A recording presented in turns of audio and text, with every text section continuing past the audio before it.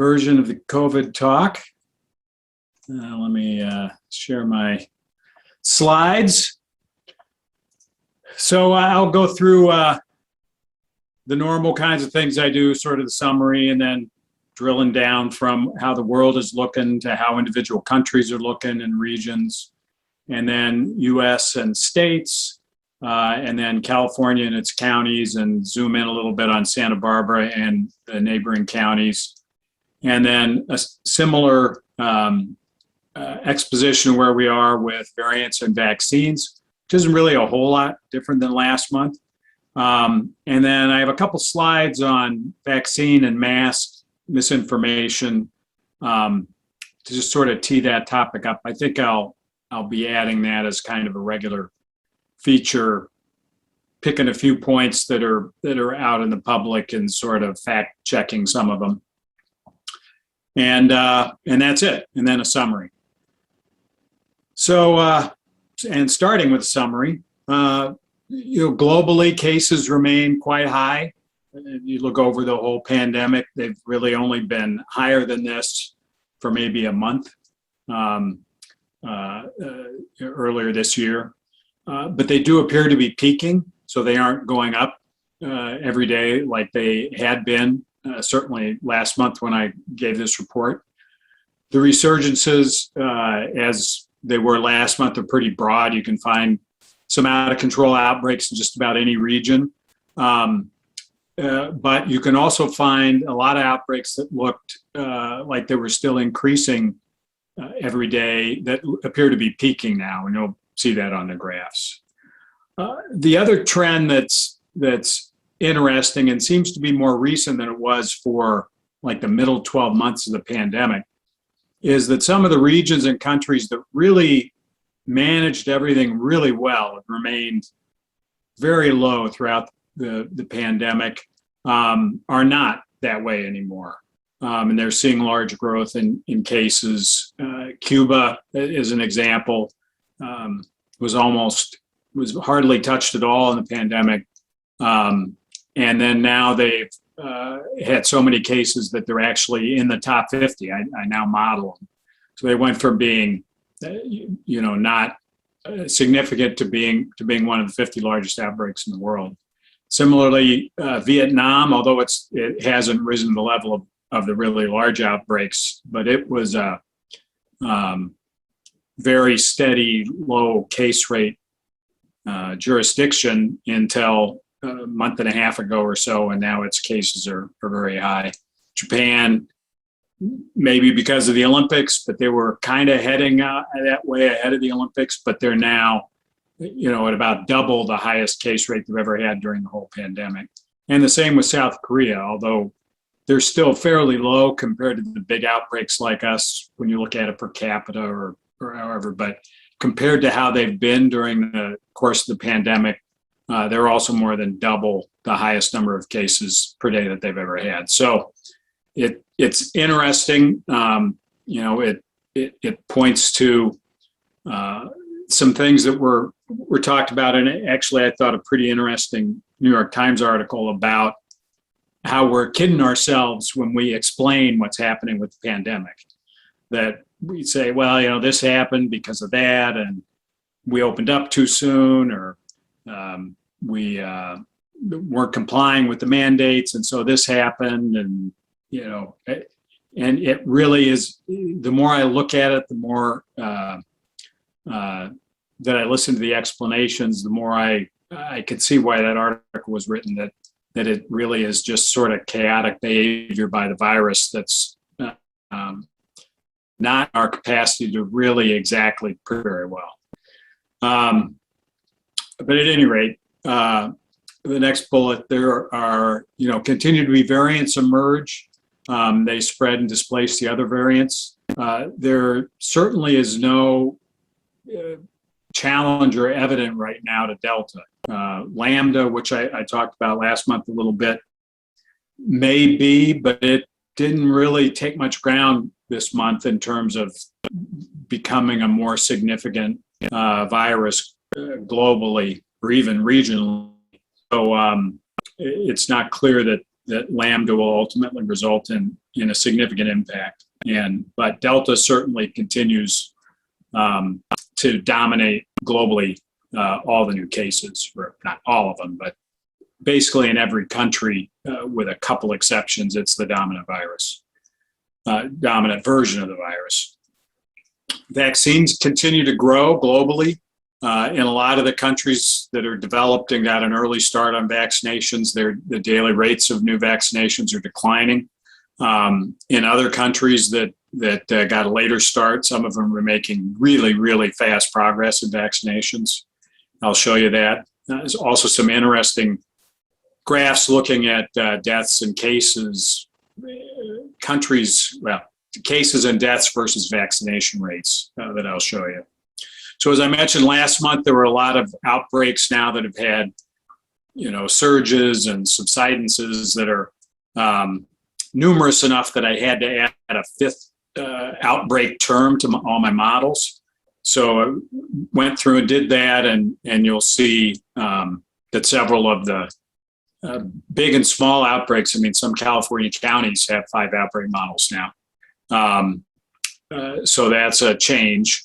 And the other change that I made was that from the beginning till now, all the averaging I've done has been the center point.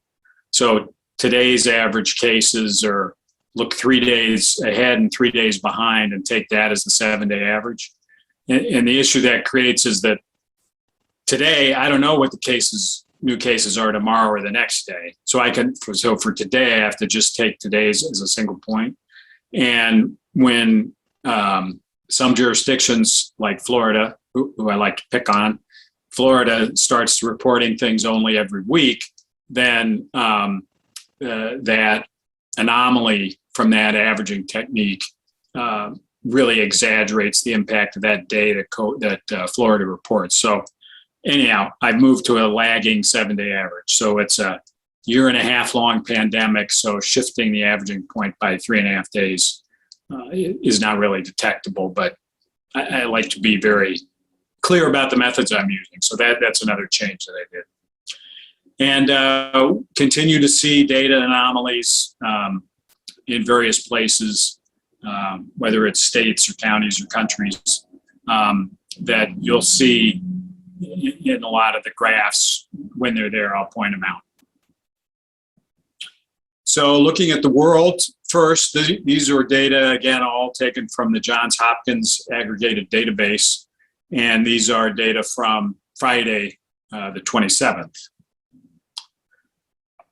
This is the overall layout of outbreaks and how they've progressed since February of 2020. So this is 18 months now and a few days since this started. Seems like a long time, also seems like not that long a time. But the progression, I think, is pretty similar story to last month. There was actually no growth at all in new outbreaks. In other words, there were no new outbreaks over 100 cases seen in the last 60 days. So that number's stayed the same for 2 months.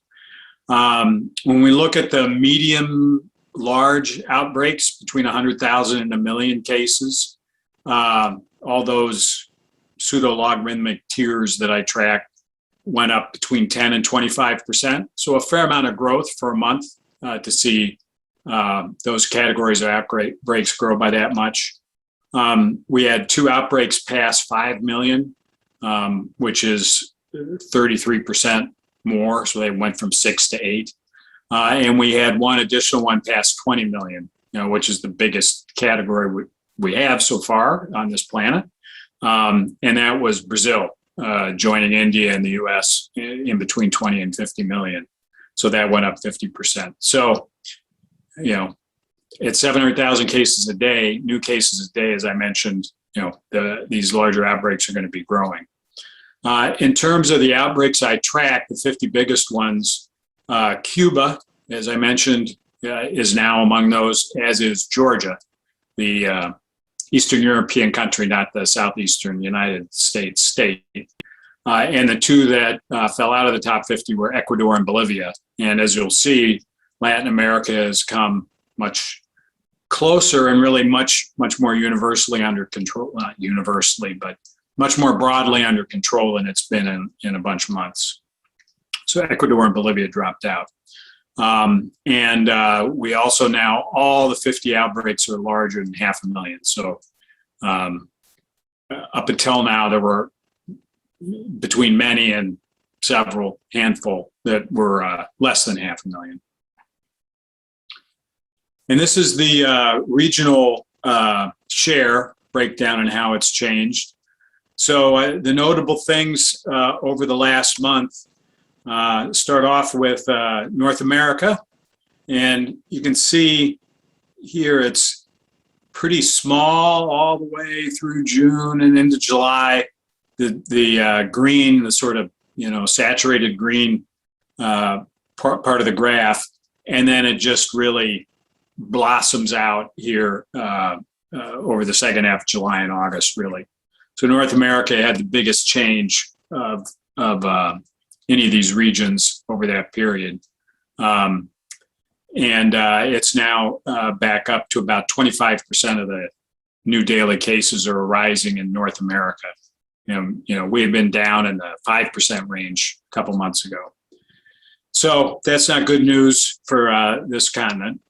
The other thing to notice is the more yellow-green region, Latin America, went from being a big fraction to a much smaller fraction. So that region has settled down a lot. Southeast Asia is about the same, maybe went down a little bit. Europe is still pretty big, and here are the breakdowns.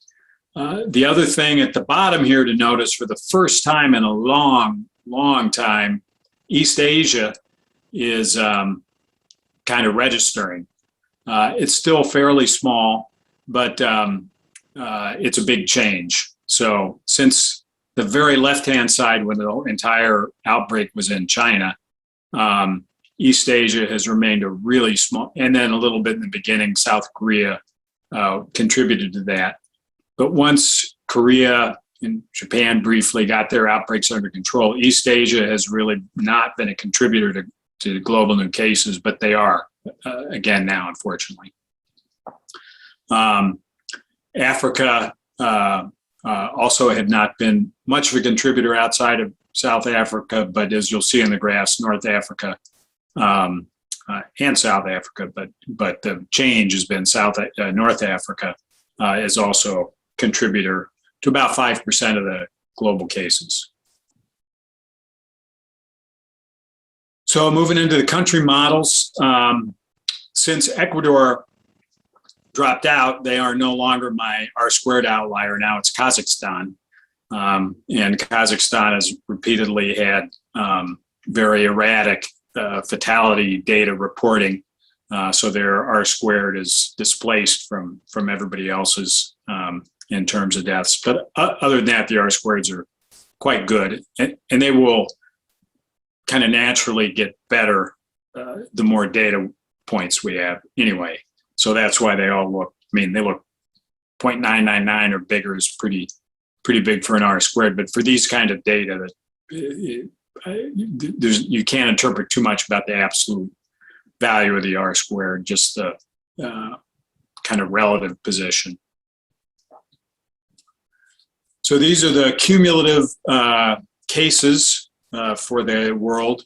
And you can see the somewhat linear, a little bit wavy increase that you see cumulatively, but really, it's fairly linear. The rates go up and go down a little bit and go up and go down a little bit, but there is really a pretty steady increase in the cumulative number of cases. The shares, as you can see from the individual country lines, change among countries. And you have the big three, US, India, and Brazil, that you can really see, and then the other 10. It is notable that Iran has moved onto this graph as being one of the 10 largest. So now you look at the 10 largest on this graph. You have countries in North America, South Asia, Europe, Western Asia, it's pretty dispersed around the world. And these are the daily cases and all the surging and subsiding that goes on in the individual countries in the colored lines below. And then the black dots, of course, are the actual cumulative for the world new cases. And then the dashed lines are the sum of all those models of those 50 countries. So you can see the last few days, there's some outliers, is some outbreaks, and you'll see in the individual country graphs have some recent data that have turned up sharply. And we'll see, over the coming weeks, if those are just noise or if they really turn into more resurgences in a few places. For deaths, the track looks similar, relatively steady linear increase with some waves in the derivative, and same big three countries that you see in the cases. And these are the way the daily fatalities look. And one thing to note here is that although the cases, look to be peaking about now, the models fit in some to a prediction that the cases are about peaking and they aren't going to get much higher. That's not the case with fatalities. So fatalities, the models now, the way they sum, look like they'll be peaking sometime in early October, which, isn't too surprising, but it's about a month, a little more than a month from now until the fatalities peak, is the model prediction. So the 5 biggest outbreaks remain the same from last month. This is the U.S. up here in the upper right, and the model is fitting that to be peaking about now in the U.S. And you'll see that in a lot of the state models as well, at about 150,000 cases a day, which is below the 200 to 250,000 we had in the winter in January, but higher other than that than any other time in the pandemic. India remains pretty low, leveled. Brazil has been coming down steadily for a couple months, which is good. Brazil's, trajectory has been to come down a little bit and then surge up higher and come down a little bit, surge up higher, kind of like Iran. But they're down, to less than a quarter of where they were at their maximum. So I think that's promising progress for Brazil. France appears to have peaked, and Russia appears to have peaked, that they've come down, to 80 or 75% of where they were at their most recent peak. The one thing to note is that even though these look pretty good, the ones that are going down, there's still 20 or 30,000 cases a day for all of these 4, which is still a lot of cases. For most countries, that would be an emergency. So things are down, but they're not really down where there isn't substantial community transmission occurring. So looking at the other big outbreaks in Western Europe, this is the UK, Spain, Italy, and Germany. And you can see they've all had some level of resurgence, between June and now. The United Kingdom had a really sharp downturn from their big surge in June and July, and now they seem to be heading up again. Germany, which skipped some of that, now seems to be also heading up again. The model fits them as yet to inflect on that most recent resurgence. Spain certainly seems to be coming down, and Italy, at a fairly small resurgence. It looks like it may have peaked. So this will be a similar story for a lot of these regions, that the results are mixed. There's resurgences, some are peaking, some are coming down, some haven't peaked yet. In Latin America, actually, after just having said that, is a little bit less mixed. So Mexico, which last month was the most increasing outbreak in terms of growth in daily new cases, looks like it's peaked. It's had a couple weeks of not growing in cases and turning down. Argentina, Colombia, Peru all look, much lower than their peaks, as you recall, Brazil did also, and Chile is similar. So Latin America, I think for the first time in months and months and months, the story isn't, well, these two countries are not doing so bad, but these two are doing really bad, and then they switch places the following month. It's much more broadly declining across all of Latin America than it has been in this year, I would say, maybe even longer than that. In Central and Western Asia, there had been a lot of recent resurgence there as well. Those all look to be peaking to various degrees. So Turkey, looks like it's turning down a little bit. Iran is turning down after a real big surge, their biggest surge of the whole pandemic. And of course, they were a very early hotspot long ago in last March.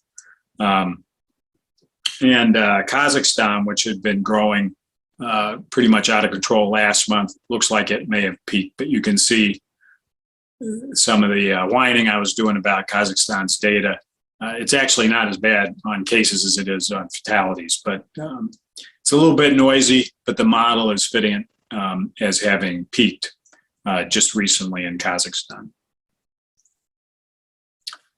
And in Eastern Europe, it's another mixed bag story. Some countries like Poland and Czechia, Hungary, really have been very low throughout this whole resurgence that hit different places in Europe and across the world in June. They've stayed very, very low rates of new cases, very little community transmission in those places.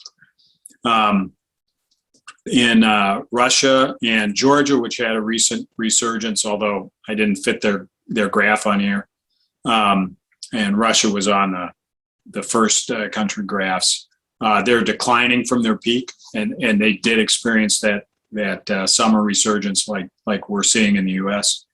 And then a couple others have turned up. So Ukraine looks like it's turning up to another resurgence, and Romania does as well. And Serbia is clearly having a resurgence. So, and this is true in many of the regions. If you look, you can see some places that are very much under control, some that are coming down from a resurgence, and some that are on their way up.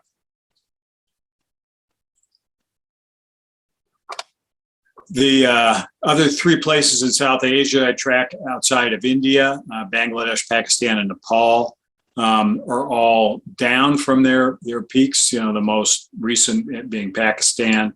Bangladesh is less than a third of where it was. Nepal had a little bit of a surge in August, but it seems to be turning down. It wasn't a very big resurgence like we've seen in some other places.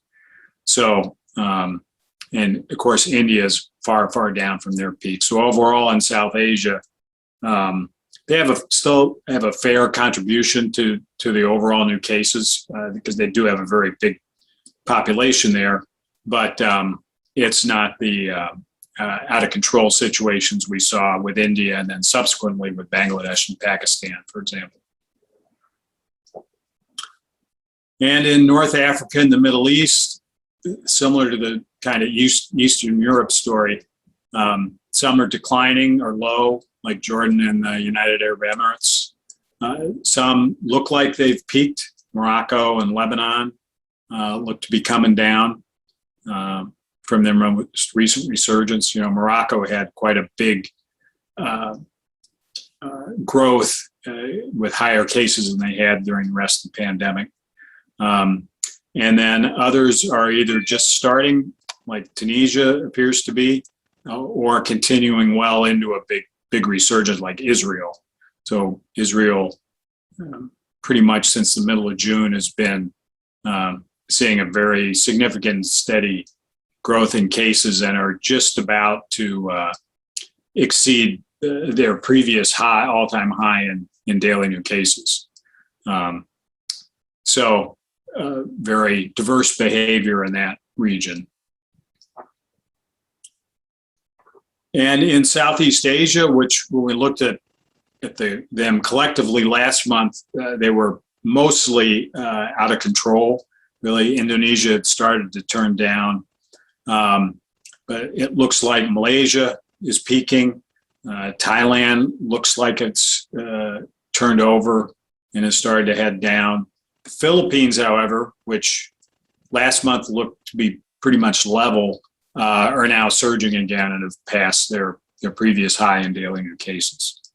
So they remain a hot spot. And if you look at some of the other outbreaks that I don't track, like Vietnam that I mentioned, there is still a lot of case growth and a lot of spread and growing cases in Southeast Asia. A couple other hot spots that I picked from different regions to just show the diversity of spread of these different things. Japan. So I don't know if this was from the Olympics or not. As I mentioned, it really started before the Olympics, but it's just interesting that this period in July of the Olympics is really when the new cases took off. And the model thinks they're about to peak or peaking, but they're peaking at levels that are 5 times higher than they've ever seen during the whole pandemic. So it's a very dramatic change in the behavior in Japan than they've seen throughout the whole pandemic. And of course, they were also a country that had an early outbreak. This tiny little bump here in April at the time was a big deal. Now it seems very microscopic, but it was one of the first places that had that. This is Cuba, and you can see Cuba's line is almost at zero all the way through 2020, essentially all the way through 2020. And then they started early in 2020 having a few cases, still remain really certainly off my radar in terms of the outbreaks I track. But then just since May, June, things have taken off, and now they're up over 600,000 cases. They're getting 10,000 cases a day. It does look like they've peaked, but it's really a unusual behavior. It's kind of what we saw in Thailand and some of the other places in Southeast Asia that really had everything under great control all the way from the beginning, and then it just exploded, and that's similar to what happened in Cuba. I thought I'd put Canada on here. They're our neighbors. They tend to have outbreaks that follow us in some ways. Is not surprising since we have such proximity. But they're never as bad as ours, so they usually don't make the graphs. So I thought I'd put them on here because they are actually not peaking yet and are having a pretty significant resurgence for their size, and are up at about 3,000 cases a day. And then Greece, which is perhaps peaking. It's a little bit noisy, some of the data from Greece. But they've introduced a lot of restrictions and attempts to control the spread of the virus in Greece. And my daughter just got back from there a couple days ago and passed her COVID test in order to get on the plane, so she didn't get it. So those are the country graphs. I'll move on to the U.S. state graphs and models. These are the R-squareds. They're all pretty reasonable. So as always, I have models for all 50 states plus Washington. The sum of the states models predicts about 45 million cases for the U.S. and about 1 million deaths, which would work out to about a 2.2% case fatality risk. Right now, the actual case fatality risk is about 1.6. So I think my gut feeling is the death model's maybe a little bit aggressive right now because the deaths are on the upswing in a lot of places in the U.S. The trend from last month is the total case prediction is down. It's only about 60% of last month. And the deaths are up a little bit, about 10% higher than last month. And when we look across the states, which we'll do a little bit of, the resurgences do appear to be peaking in many states right now. The other thing that these two don't always agree, right? I make U.S. estimates from two methods, one by modeling all the states and adding them up, and the other by just looking at the U.S. as a country in the global model and modeling the outbreak of the total country cases. But they both agree quite well right now, about 45 million cases and about 1 million fatalities. In the last month, about 1.2% of the U.S. population has been confirmed as a case, which, as you look at the 150,000 cases a day we're seeing right now, that's, near where we've been at our highest, which was 225, 250. So it's about triple the rate that it was in July, which was triple the rate that it was in June. But still lower than it was at the peak in December and January. At the same time as 1.2% of the population was confirmed as a case of COVID, about 3% more of the population got a vaccine. So that's about the same as last month and the prior month, and about half the rate as it was 3 months ago. So still pretty similar. I'll show some vaccine graphs. It is going up a little bit, but not enough. I'm giving this number to 1 percentage point precision. It hasn't changed that much. So this is the some of the states model in terms of cumulative cases. So you can see this, individual country outbreak is a lot less linear looking than the global, some of the countries' countries model is. And it's turning up, but it looks like it's inflecting and starting to turn down to level out now. This is California, Florida, Texas is the red one, and New York. So you can see the big outbreaks, and they're all pretty much leveling out. So none of them are concave upward right now of those big ones. And you can see that in the daily cases. Again, the big January peak, we had sort of a mini little peak in April of this year, and then this most recent one, which both the individual country model and the sum of the states model fit as being a peak that we're hitting right now. In terms of fatalities, you can see it's a little different, right? It's concave upward here, which means, we're getting more fatalities today than we had yesterday, which is different than cases. And you can see that's happening in a lot of states, not so much New York, but most of these 10 biggest outbreak states are concave upward. And you can see that much more clearly on the daily deaths graph. So this is the black dots, of course, the actuals. You can see they're certainly going up. They haven't started to level off or peak yet. And that's what the model is saying. Some of the states like Florida, you'll see, well, actually, I don't have a fatality graph for Florida, but Florida looks like it may be peaking for fatalities right now. Not yet in California and Texas, though, and these other states. So there's probably more to go in terms of growth in daily new fatalities, but it looks like we may be peaking in daily new cases. So this is a lot of stuff I jammed onto this chart. I probably could have made it 2 charts, but couple things to point out. So, I usually try and look and see, well, where are most of the new cases coming from?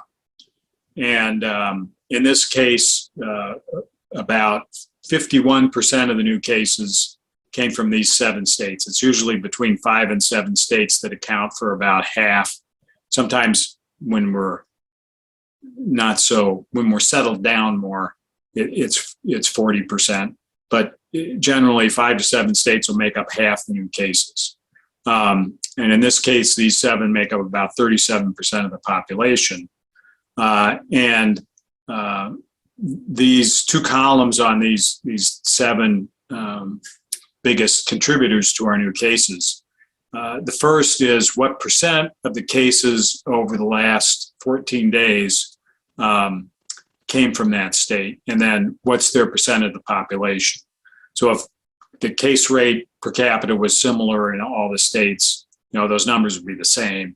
And when the case is a lot bigger than the population, and then there's a much larger than expected contribution to the new cases from that state. So if that number is bigger than 25% higher than expected, then I make it red and bold. So Florida, more than twice what was expected. Texas, just a little bit over 25% more. California, actually, we're about 25% less than expected based on our population. Georgia, Tennessee, and Louisiana more than double what's expected. So those are the places that have been having much more than their share of new cases given the overall new cases in the whole country.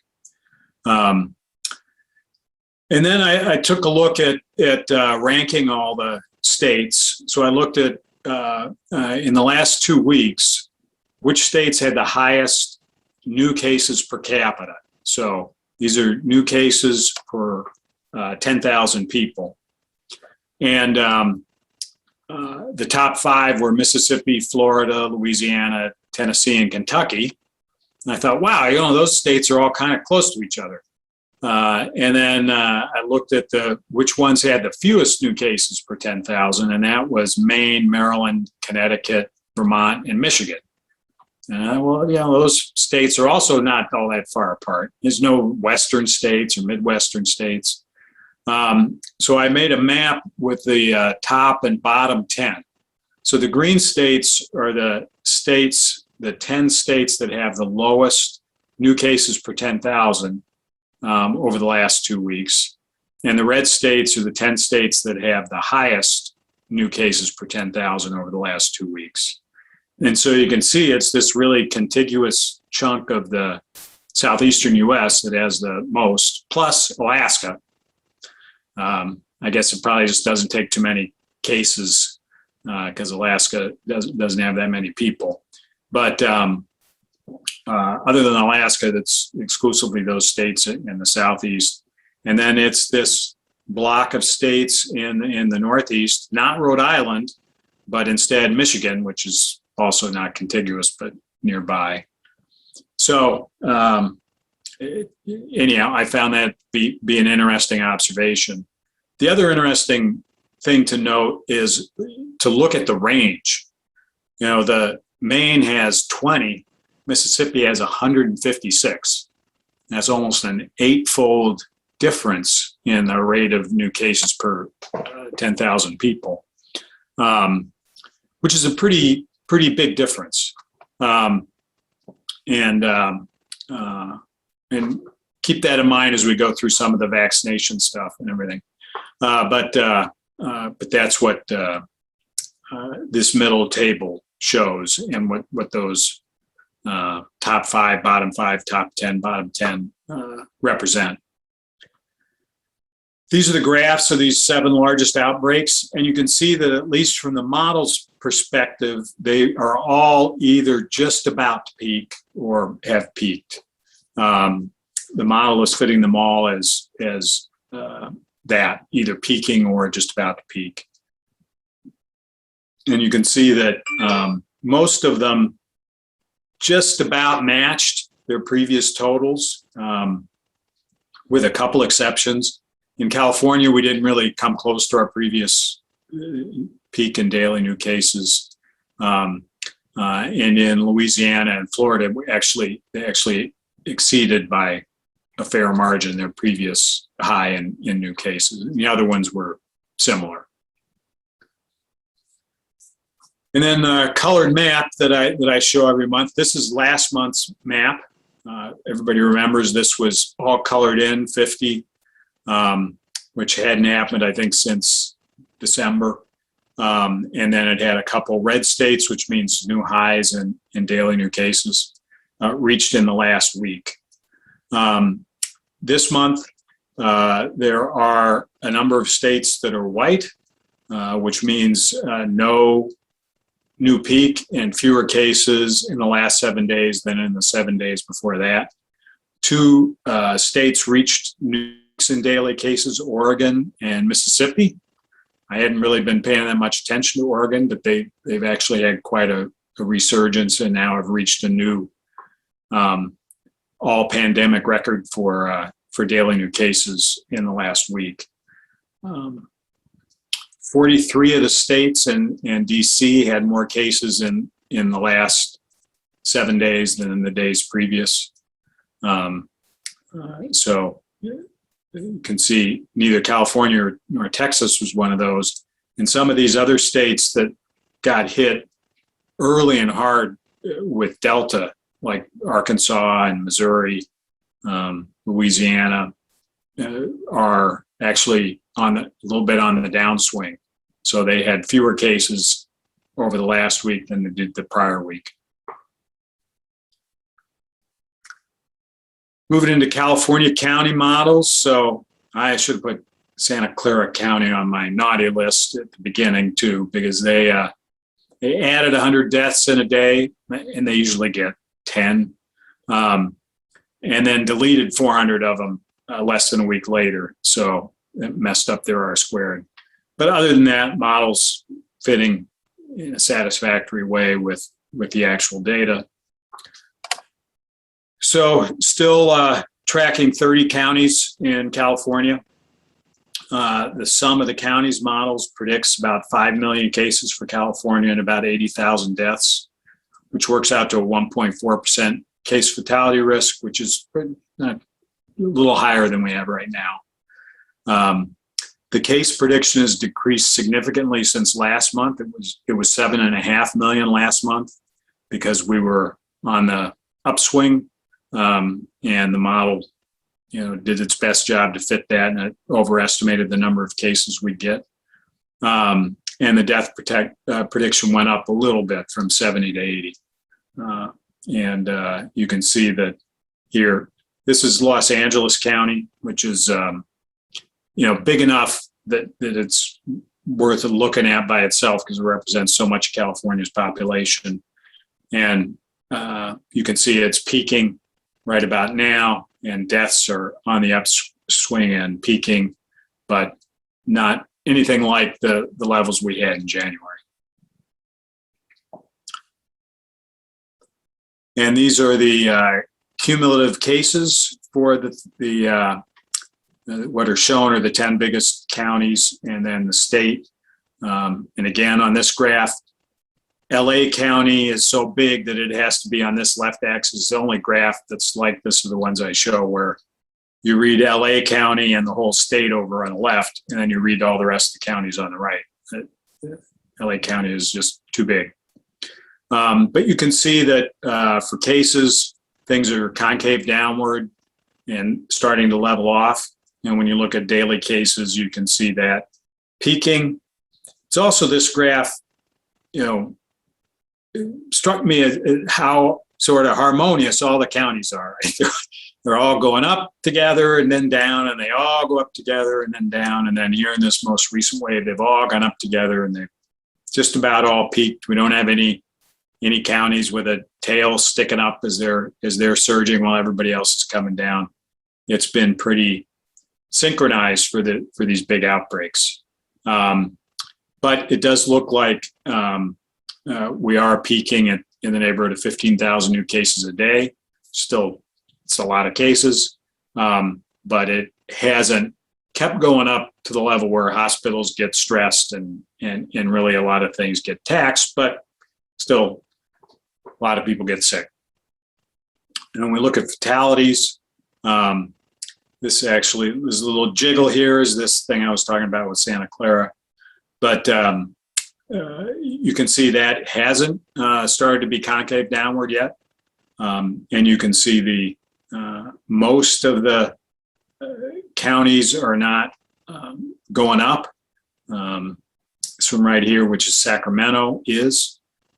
Also, some degree, LA County still is. But most of them aren't seeing enough of an increase for the model to fit it as an uptick. This is the way it looks in the cumulative sense. This dark blue thing here is Sacramento again. And you can see deaths are definitely up, but they're not, again, anywhere near where they were in January. Zooming in one level further to Santa Barbara, it looks like we are also peaking, and we're also peaking at a level that's significantly below our worst case in January. Actually about 25% of that peak. The other thing I added, I got rid of the Lompoc prison graph I usually show because we don't get many people calling in from Lompoc for these calls. And it also isn't very interesting because it's been pretty static. But I put in the testing positivity graph for the county, which is interesting. You can see that testing positivity really shot up a lot in July. And last month when I reported, it was 7%. In the middle of August, it got up to about 9%, which was really the highest it's been either since the beginning or really the peak of the January surge. And it's starting to go back down. It's back down to about 7%, which is still pretty high. And also, I'm glad the county put the tiers on here because, we're still, if there was a purple, we'd be purple still, just like we were last month. So positivity is still pretty high. It's much, much higher than we would target than the health department wants or we should want to be at a 7% positivity, which is what we are right now. The other graph on here that I always show is hospitalizations, and that's gone up a lot since last month, 30 or 40 increase in the number of hospitalizations since last month. Still, it's not near where it was in January when, it was serious. We're having to use surge capacity and stuff where it's not that, but it is higher. And if the cases have really turned over like they look like they have, then it may not get too much higher. Again, deaths, maybe they went up a little bit, but not too much. So we haven't seen the lagging surge in deaths. Like you can see it in LA County, you can see it in the state. It's much harder to see it in Santa Barbara County. And the CFR, case fatality risk, is about 1.2%, which is just a tick lower than it's been the last few months. And it's not surprising since we had kind of we definitely had a bump in cases. I mean, we're up over 100 cases a day again, but did not see a corresponding bump in deaths yet. Neighboring counties look pretty similar. Recent surge, the model's fitting it as a peak, except for Ventura. Ventura isn't being fit by the model as a peak. It might be a peak. It might be peaking and starting to level off and getting ready to turn down now, but the model isn't fitting it that way. So their predicted total is a lot higher than in the other counties. In terms of the overall population case rates, Kern is still has the most at about 14%, Ventura a little bit under 11, and then Santa Barbara and San Luis Obispo at about 9. They all went up about 1%, 0.7% to 1% over the last month. So below remember, as a country, we went up 1.2% last month. So below the national average. Still a surge, but not as bad as in a lot of places. Variants update. So there isn't really a whole lot new in the variant landscape this month. This is the graph I show every month of the variants. All these kind of turquoisey dots are Delta virus, the Delta variant, and then the other blue dots are Alpha and Gamma, the other ones that are variants of concern that have pretty much, for the most part, been displaced by Delta. And you can see that on this graph. This graph's a little distorted because I squish it to make the times line up. So these two graphs are on the same timeline. This graph just starts here in September through now. But you can see that Delta now is overwhelmingly, it's 87% of the global sequences that were dated 8/15. So as of 2 weeks ago, getting very close to 90% globally of all the viruses that were sequenced were Delta variant. And the mutation rate is pretty steady at about 2 substitutions a month. It's been that way for quite a while. There's been literally no change to the cheat sheet on the variants of concern. CDC hasn't classified Lambda. It hasn't become a meaningful component of the virus population in the U.S. So until that happens, I don't think they will.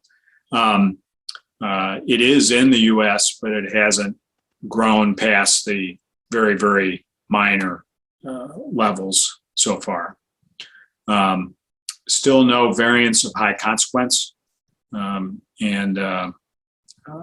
no update to the assessment of transmissibility or the ability to evade antibody response or severity.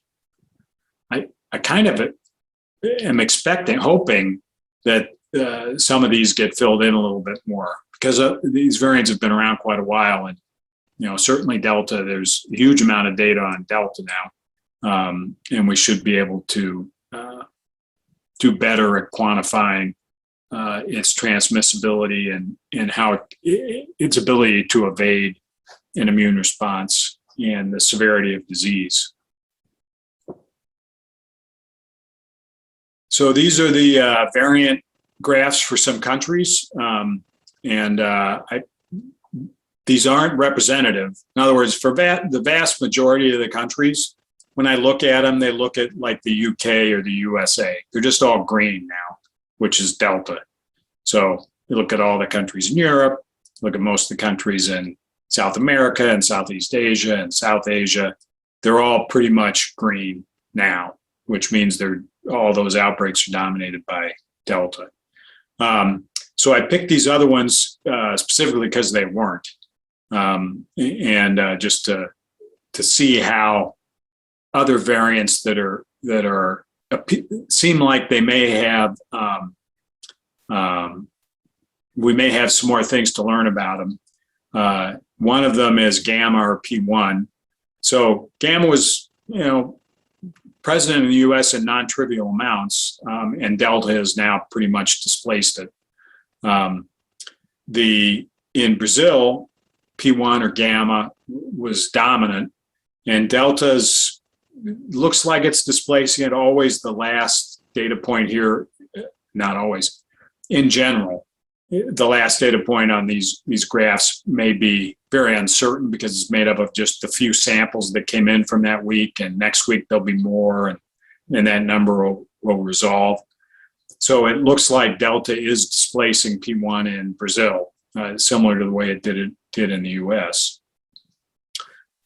This is Peru, and this raspberry colored one is Lambda, which is the one I talked about last month, I guess, which is a new variant that may be worth tracking. They have had Delta in Peru, just little bits of it, and so far it hasn't displaced Lambda. Whether Lambda actually ultimately replaces Delta or not, I don't know. Also, Peru's overall outbreak is pretty low now, so it may not be a good place to make an assessment about the ability of Lambda to survive in presence of Delta. But they both look like they've pretty much displaced Gamma or P1.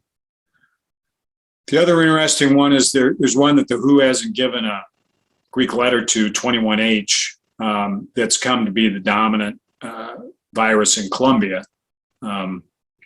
which is, these are the next strain clades designation, 21H. But it's displaced both a little bit of Lambda, but also P1 or Gamma in Colombia. Colombia also is having a pretty good success against their outbreaks. There aren't a lot of cases, which means there is not a lot of sequences. So it can be a little misleading, just look at these percentage graphs. But those are kind of the things I'm watching in terms of variants to see what may be coming. So this is the CDC representation for the US, and they use the Pango lineage rather than the WHO designation or the next strain clade, just because it's not confusing enough. And the Delta variant, as you can see, is, it's over 99% of the sequence cases as of the week of August 21st in the US. So it's the US outbreak is the Delta outbreak. It's not localized, it's pretty much across the board. From the GISAID next strain graphs, state by state, there isn't a lot of interesting graphs state by state. It's all green. Here's California. We're about 99% Delta. Florida, New York, Texas, Oregon, which is having quite a big surge. They're all dominated by Delta. So that's for the moment, the variance, there isn't much variance. It's just Delta. In Santa Barbara County, it's looking pretty similar. We had a lot of Alpha here in the spring, and going into the summer, we started to see Delta, and now we're more than 90% Delta in July in Santa Barbara as well. The other thing that's changed is the number of sequences that are being taken and measured has gone up a lot. Cases have gone up too, but I think even more than that in terms of proportions, where there's more sequencing going on. So in July, we had 130 cases sequenced. And that it's good to see that surveillance picking up again. Well, part of it comes from having cases. I guess that's not good to see, but good to see the fraction of our cases that we're sequencing going back up. Okay, vaccines. A couple interesting things, I think, here. So this is one way to look at the vaccines. And so these are just the most populous countries and the vaccine rates. So you can see there's a huge range from, the Democratic Republic of the Congo, which, as far as I can tell, is not distinguishable from zero, up to UAE and Uruguay, which are up above 70% in terms of the percentage of population receiving just one dose. So there's a huge disparity between countries. Some of these have outbreaks, some of them not as much. I'll show a little bit more on that last graph. We started very well. We've been passed by a lot of countries. I think next month we will have been passed by Turkey and Japan, maybe even by India, but certainly by Turkey and Japan. Globally, 33% of people in the world have received at least one dose of the vaccine. So it's more than 2.5 billion people. And it really struck me, what an accomplishment that is. Pretty unprecedented when you think about in 9 months developing the vaccine and then delivering it to 2.5 billion people in 9 months was pretty amazing. I don't think it could have been predicted at the time this thing started. So anyhow, I reflected on that a little bit as I was putting this graph together. It really is pretty amazing. So this graph is looking at just the countries that have the highest rates of new cases. So this is just a partition, a subset of the countries that have more than 400 new cases per million people per day. So the people with the most, the biggest, the most growing outbreaks. So the US is on there, and Malaysia's on there, and Cuba's on there, and some of these. Also some little countries that I don't track, like St. Kitts and Nevis and stuff. But these are the countries with a lot of spread. And it's struck me that, you know, some of these have 10% vaccinated. Some of these are up over 70% vaccinated, you know, the UK, for example. So there's a really big range of vaccination.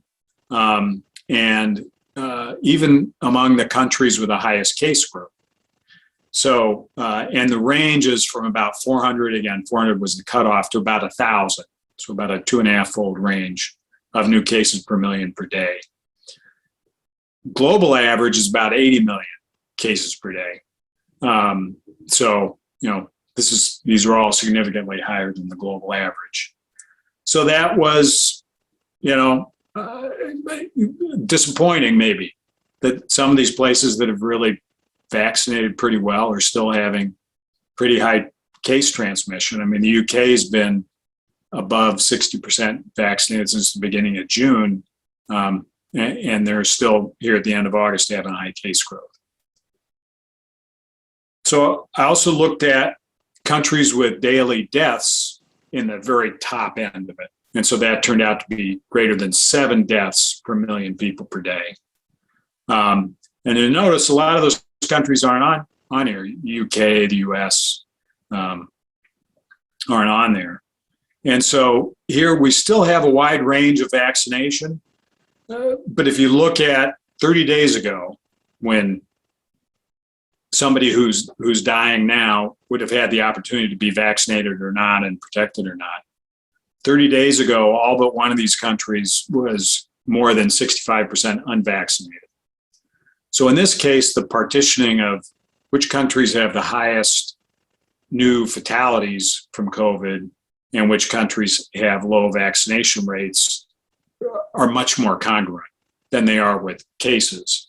The incongruity between cases and vaccinations, I think, you know, may have to do with variants and the number of breakthrough cases but in terms of what we've always seen in the data about the vaccines, that, you know, a vaccinated population is much more able to avoid severe illness and death. Looks like it holds together with these vaccination data. You know, the countries that are really experiencing the highest rates of per capita fatalities now are the ones that are not the ones that were mostly unvaccinated 30 days ago. And globally, the daily new deaths are about 1.3 million per day, about 1.3 per million per day versus 7. So these are all much higher than global average.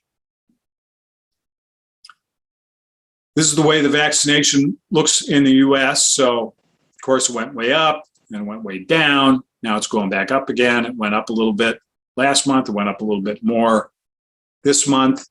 You can see that some of the countries, you can't really read all of these. I probably didn't even put this many states on here, but the ones that are near the top in terms of which countries are getting the most people vaccinated, you know, per 100 per day are, you know, the ones that ought to be getting busy getting vaccinated. It's Alabama and Mississippi and Florida and places like that, Texas.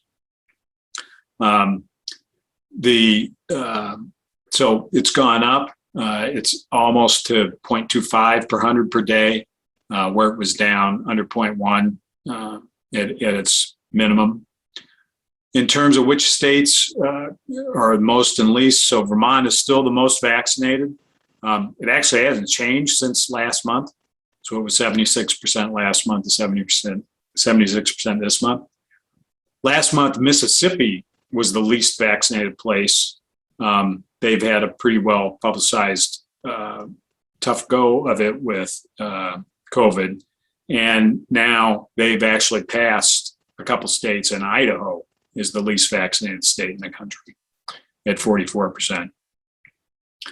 So, and these rates, in terms of the daily vaccination rates, the range across states is about 5 to 1.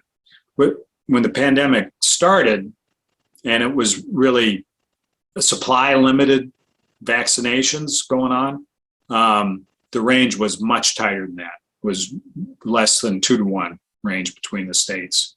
So now that vaccination is really more demand limited, the range of opinions about whether or not people want to get vaccinated seems to be dominated rather than whether or not a vaccine can be available.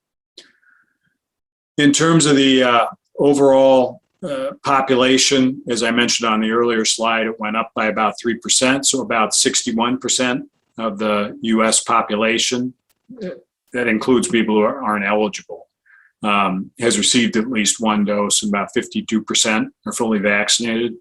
And for those over 65, 92% have received at least one dose, and 82% are fully vaccinated. So certainly the most vulnerable population continues to go up a little bit and is really quite highly vaccinated population.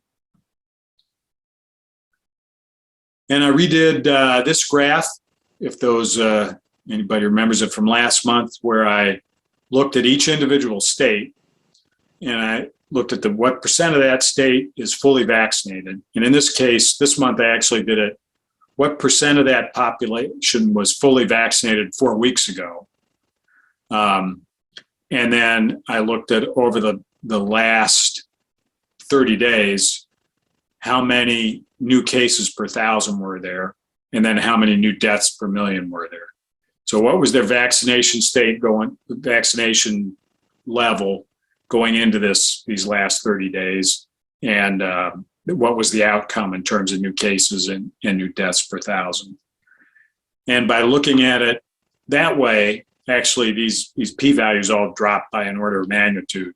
I mean, it's not really that meaningful, but it went from 10 to the minus fifth to 10 to the minus sixth. Both of those are really, really small. So it means there's a very low likelihood that this is coincidental and that there isn't some relationship, either a common correlation or a direct correlation. And you can see that the trend for higher vaccination levels in states has correlated very strongly with a decreased level of new cases per 1,000 or new deaths per million over those 30 days since those vaccination data were, the time of those vaccination data. So with a very high degree of statistical confidence, we can say that these two things are correlated. This is the way it looks in Santa Barbara County. So these are the monthly vaccination doses up here. So after steadily increasing up through April, it started to decline.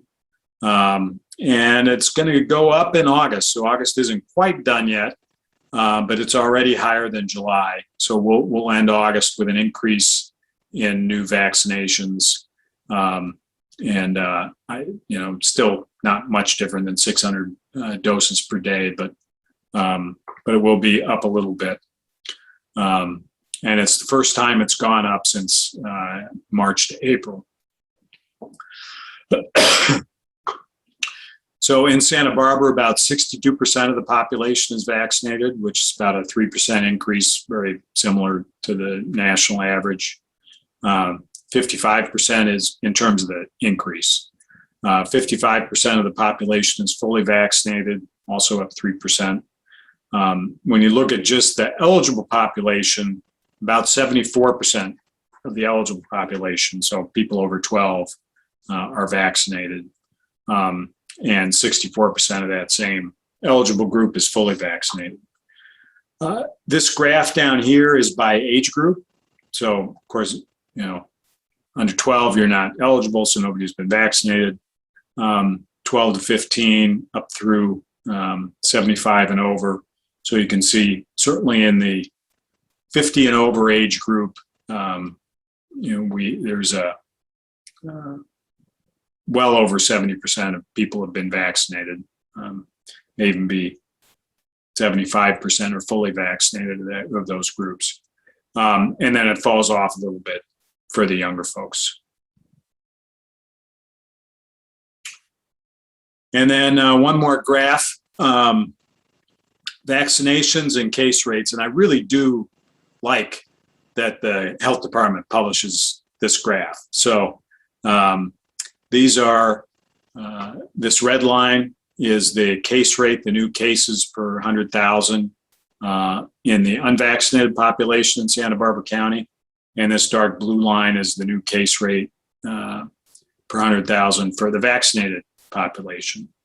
And it's about 3 to 4x the case rate. I mean, it depends if you take it down in here, sometimes it's 7 or 8x, but here at the, near the peak, it's between 3 and 4 times more likely to become a case if you haven't been vaccinated. So I think it's like a pretty big size phase 3 trial kind of thing, but in real life, getting people vaccinated and then looking at case rates among those that have been vaccinated and those that haven't. I guess it's just these guys didn't get a placebo, but other than that, it's I think very useful data. So then the last couple slides, no graphs or anything, just too many words. Talk a little bit about this at the beginning, that to go through and do some fact checking on things regarding vaccines and masks. And this was really triggered. A friend of ours forwarded a link to an organization called the Children's Health Defense Organization, outlining the 18 reasons that this person wasn't going to get their vaccination. And this had been given, I think, to somebody because their daughter wasn't going to get their kids vaccinated because they read this thing and concluded that it was bad to do that. And so my initial thought was, well, let's fact check these things. Maybe there's some true things, maybe there's some false things, and see. It turned out to be just very. It was going to be a really long, boring thing to do it rigorously for every one of the things that they say in there, because it's actually way more than 18 reasons.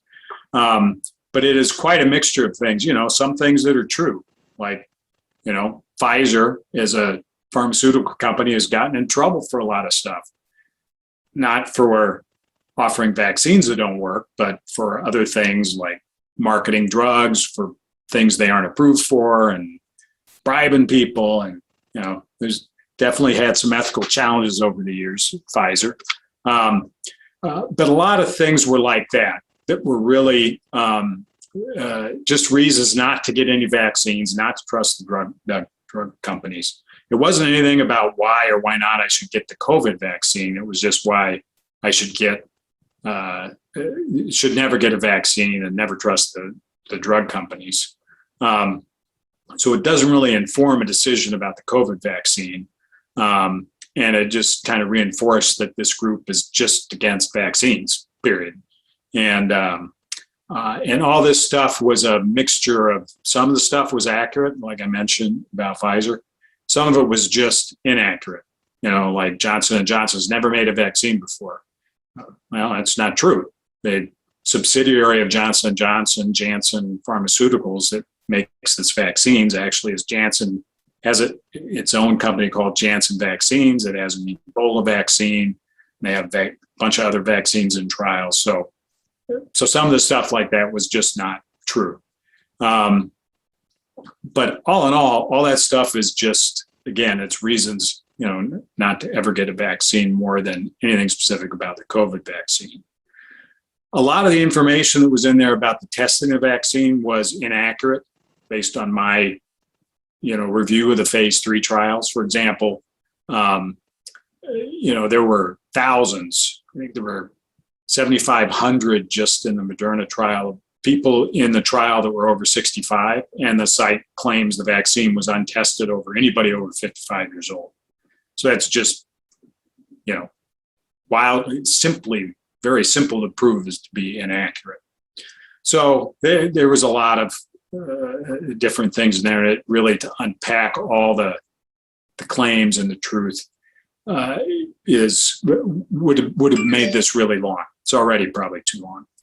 So, many of the public health departments in the recent real world data, kind of like I showed with Santa Barbara, looking at the outcomes in terms of cases for people that are vaccinated and unvaccinated, very convincingly and consistently show the disproportionate prevalence of unvaccinated people among those that are sick, and particularly those that are hospitalized.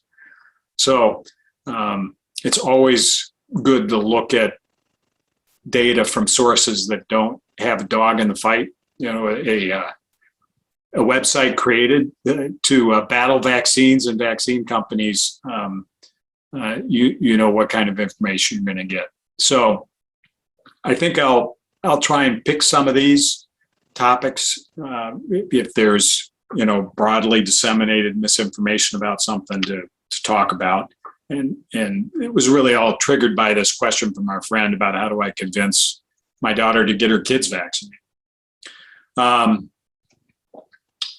And one other piece that I'll thank my sister for pointing out to me last night about masks. So, by the way, this children's health defense thing, also for some reason, is very much against masks. I'm not sure why. I mean, I understand they were started as an anti-vax kind of thing, but I'm not sure how that migrates into being anti-mask also. But they definitely have a whole section on all kinds of nonsense about masks. But anyhow, certainly masks are in the news a lot, right? And there's a lot of flare-ups regarding mandates, and particularly around schools. So what my sister Jennifer pointed out to me was that Tomas, I guess, Aragon, who's the state public officer and director in California, sent a letter that she thought, and I agreed with, was very good, clear sort of summary of where things are, and it clarified both the legal basis as well as the scientific basis for the mask mandate in schools. And there were a couple key points, and this one I did go look at sources and things, and the references are all at the bottom. There's a lot of evidence that masks prevent transmission and of disease in general. I mean, surgeons have worn them forever for that reason, and that never seemed to bother anybody till now. In my opinion, it's also why we had 0 flu cases in Santa Barbara County this year. I could not find a record that had ever happened before. There is a lot of information about how they're effective published, and there's references that I cite there on the CDC website, study after study that show that disease transmission is reduced when masking is observed. I'm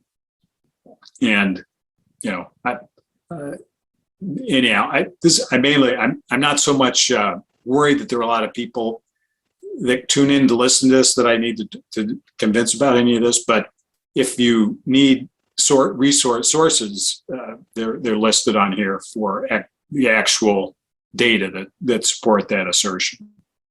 The other thing that I hadn't really heard about until I read this letter was the misinformation about adverse health effects from masking, which, having worked in a clean room for a lot of years, I certainly never noticed any from wearing a mask all day. back when I was in the lab.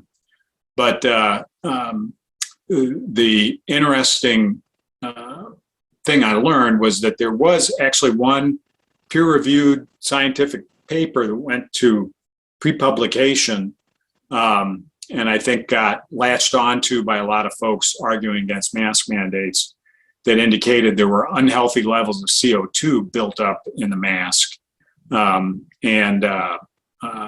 that they were dangerous. But that actually ended up getting retracted because of numerous scientific issues. I mean, my quick read of it, they were trying to measure levels that needed to be below 2,000 parts per million with an instrument that had a precision of 2,000 parts per million. So it was designed to measure 20% with 1% precision. And it just, it was, so anyhow, there were things like that. And it was from some researchers in Poland that it seemed to be, had an agenda set out to prove that masks were dangerous somehow. But anyhow, it's been retracted. When you go to the JAMA Pediatrics website, you can't even look at the PDF without it having a watermark behind it that says retracted, retracted, retracted. So that was withdrawn. The other thing that you hear a lot, children don't get very sick from COVID, and they get less sick. Risks are definitely lower for younger people, but I think the thing is kind of like it's a theme with the mask, right? Is that you're not just wearing the mask to protect yourself; you're wearing the mask to protect other people as well. And so having kids back in school, which is probably pretty critical for their learning, I think it's certainly from my work at the United Way, it's clear to us that there has been a significant educational deficit brought on pretty disproportionately in less economically advantaged parts of the community by the school situation. So certainly there's a lot of value getting back to school in person, and that to do that without spreading COVID. And as we saw in those vaccination data with the highly vaccinated countries and cases, even vaccinated people can spread it around. So even though maybe the children aren't the children are definitely at lower risk of getting severely ill. They can certainly readily contribute to spread to the staff or families and things. So, one other statistic I put together just to try and ground myself. So young people face a far lower risk of death than the elderly. But if you look at the CDC data, about 500 children under 18 have died during the pandemic that's been going on for about 18 months. And to put that into perspective, that's about 3 times as many children who have died in school shootings in all the 22 years since Columbine. So as much as we react to that as, unacceptable, it's, I think, clearly a larger risk of widespread COVID in schools, given how many of the folks under 18 have already died during the pandemic. So anyhow, that was a little bit of discussion about masks and risks and benefits. So, and then my conclusion slide. So for the globe, for the current outbreaks, the model estimates about 250 million cases. We're a little 215, something like that right now. So not a whole lot of case growth, only 35 million, right? And about 6 million deaths. So which would work out to 2.4% case fatality risk versus the current 2.1. Both those forecasts have gone down a little bit over the last month, about 15% lower than they were last month. It was 300 million and 7 million. And again, the same verbiage. It just is tracking the current outbreaks and that they resolve on their expected trajectory. Case fatality risk is, you may remember from a few months ago, went up a tick, and it's been pretty flat for the last 4 months. And I think that's it. So if there are any questions or anybody wants to revisit anything, I'd be happy to go over them. One kind of question or comment is, have you seen stuff indicating that we're going to kind of reach saturation?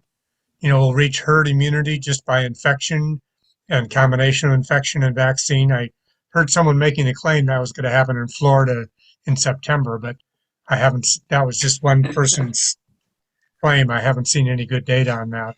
Yeah, I don't know, because it's, when you look at the seroprevalence studies, it almost seems like if that was going to be happen, it would have been happening already, because the seroprevalences were pretty high earlier in the pandemic, but you don't know how long any of those last. So, especially against new variants. So, but to answer your question directly, no, I haven't tried to look for those numbers and see if that was going to happen. But my initial reaction is I'm skeptical. Yeah, because India is one case where I would wonder if that was happening, because I could easily believe they undercounted, and some explanation for this huge drop makes me wonder either they ran out of tests or something, or they've all gotten it already. Yeah, it's funny they haven't continued to go down though. There's still about 30,000 new cases a day. Okay, but it's way lower than they were. Yeah. Dave, All right. And thanks again for doing this. Sure. Do you have any data coming out of Afghanistan with all the change in regime and all that? Do they report data? Or is it just isn't in your top 50 so you don't see it? Yeah, I have, I kind of have a vague memory early in the pandemic of looking at it. But I don't know. I don't look at it. I certainly haven't looked at it any time recently enough to say anything about it. I would imagine that I would just imagine, almost no matter what it said, I would just wonder how in the world in that kind of chaotic situation you administer tests and collect data and get it to the public health department. Yeah, good question about how many people have to get immunized to really stop this infection. So my understanding was 1 minus 1 over R naught, and the R naught for the Delta strain is 8 out here. So that means you've got to get 85% of the population immunized before this thing will stop. So if that's true, we're going to see this for a lot longer. Yeah, that wouldn't surprise me. I hadn't heard 8, but I certainly had. I know, at one point, Fauci said, "Well, I'm using measles, and measles is about the worst thing we know, and you need 85% for measles." It's more than that for measles. Measles is the R naught for that is a lot of people say is 18, so that would be a lot higher. Yeah, and the thing is, if we're just trying to convince people to get immunized, I don't think that's going to work. I mean, with our conspiracy theories and stuff last time, I know in the medical world, they're trying to talk to you how to get patients to get their shots. And they say the only thing you can really do is ask them, what are your questions? Because if you give them information, they're not going to accept it if they're not in the range to do that. And so if they have questions, you can answer their questions, but that's the only way you can really do it. And before hospitals all now require immunizations for influenza for their employees. And I was an advocate of this decades ago, and it just didn't happen. The physicians who you'd think were the most educated were only getting about 2/3 were getting their flu shot until the mandate came out, and then 98% of them got it. So I don't think we're going to get anywhere until this gets mandated. Yeah, I'd agree with that. I think all the sort of polling information I've seen is there's a steadfast, I'm never going to get, no matter what data I see, I'm not going to believe it, and I'm not going to get a vaccine. Then you have a bunch of people in the middle, and those seem to be the ones that are kind of changing now and go and get vaccinated at a little bit higher rate than they were in April. But yeah, it seems like there's a pretty substantial chunk that is pretty dead set. they all want their free choice for things. Well, what if we told them about their free choice for stopping at red lights? I bet you there'd be a third of people who didn't want to do that. I mean, you have to do certain things for society. For instance, in my opinion about the vaccines, the shingles vaccine is great. It prevents an awful disease. But if you don't get the shingles vaccine, you're not going to hurt anybody else. But this vaccine, if you don't get it, you're hurting other people. So I think we're a long ways to go. Yeah, I like that news story I heard this week that one of the airlines wanted all their employees to get vaccinated, but you didn't have to. But if you didn't get vaccinated, then they're going to charge you $200 more a month for your health insurance, because they said on average, if one of their employees has to be hospitalized for COVID, it costs them $50,000 out of pocket because they're self-insured. So there may be financial incentives that might work. It's like wearing a motorcycle helmet, right?